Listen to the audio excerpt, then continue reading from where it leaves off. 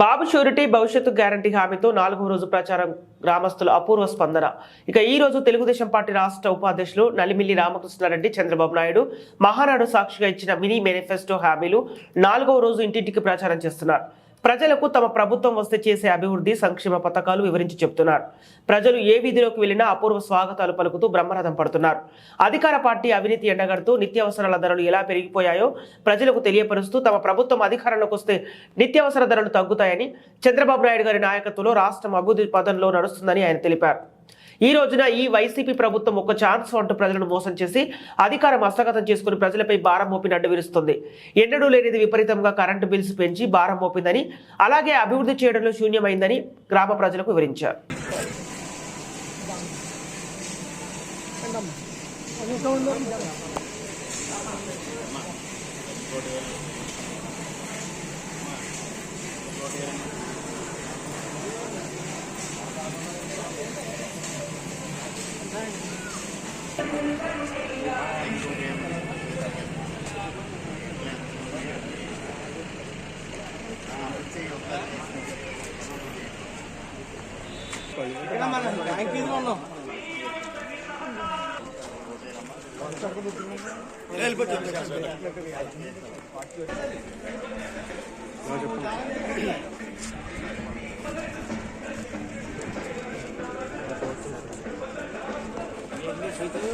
ఇక్కడ